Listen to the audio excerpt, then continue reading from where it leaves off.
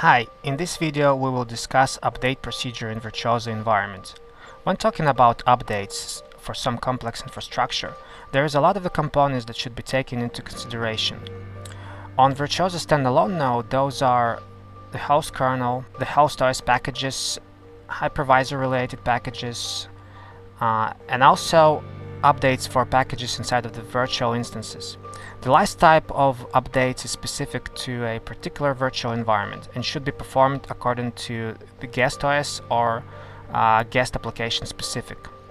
With that said, we need to decide when we should make an update and what should be done to update everything properly. I can suggest you two main criteria for making decision whether or not your Virtuozzo node should be updated.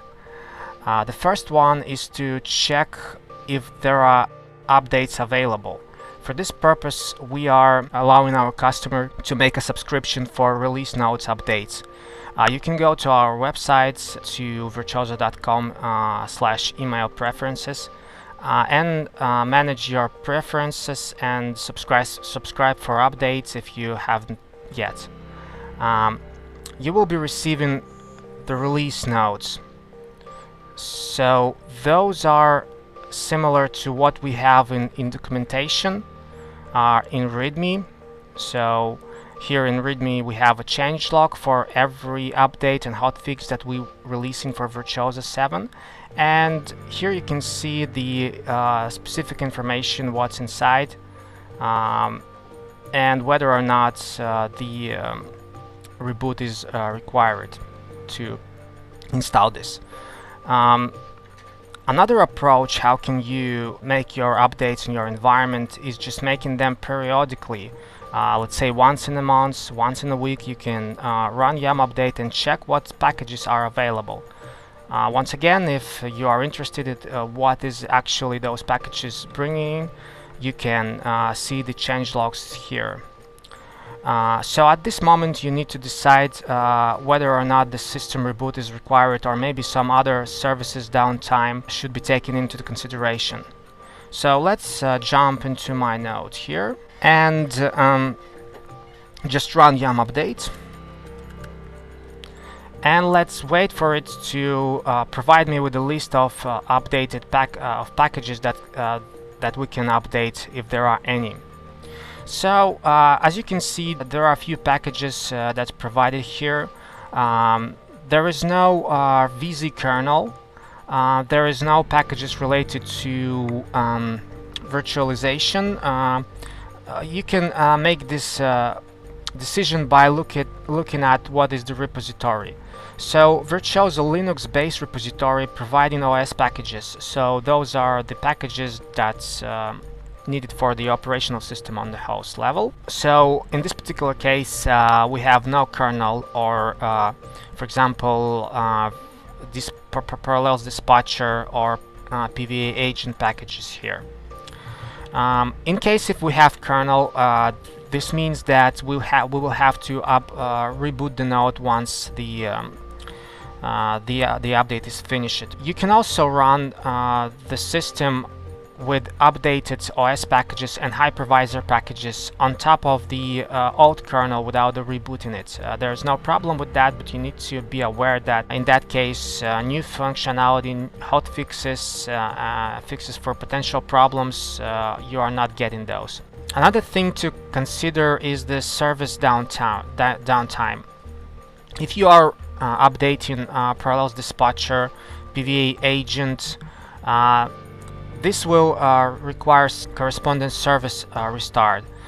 If dispatcher will be restarted or if PVA agent will be restarted, this will interrupt running task for migration or backup. So you should not perform yum update while you are making backups or making migration in your environment. So make sure that everything migrating before or after yum update. Now we just hit yes and perform the update. So as you can see, it's easy for a standalone node. Everything is updated with yum update. Once again, except of the packages inside of the virtual environments.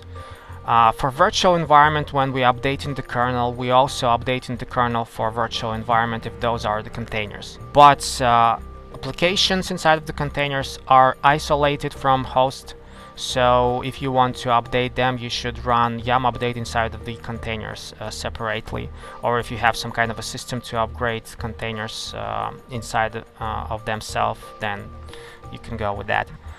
Virtual machines also isolated, and they should be updated independently as well. Now the next topic that I wanted to discuss here is how to update Virtuozzo cluster. All of the consideration about a standalone node update is true for the cluster.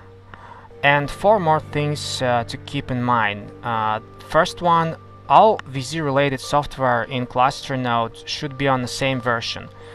This is to provide stable component communication and virtual environment migration between the nodes. So our goal is to update all nodes and do not allow mixed version for a long time to run in cluster. The second thing to remember is that order of updates might be important. The nodes that with master MDS role should be updated the last one. This is because when you install in the updates for master metadata server, this service will be restarted and new master will be elected. We want to disturb cluster as minimal as possible, so this should be done just once, and the node should be the last one to restart. And with that, after the service is restarted and all of the MDSs will be updated, cluster automatically will start to work on the new patch level. So this is also good. Also, we need to keep in mind that when we are moving virtual environments between nodes with different level of updates, we can only move virtual environments from outdated node to updated or to the same patch level, but not the other way. So we cannot move containers or virtual machine in most cases from updated node to outdated. There might be a problem with that. So when planning the upgrade, first move the containers from the first node, which is not updated, to another not updated node. This is okay if the version is the same. Then if we need to move from updated nodes, we need to select another updated nodes, but not outdated one.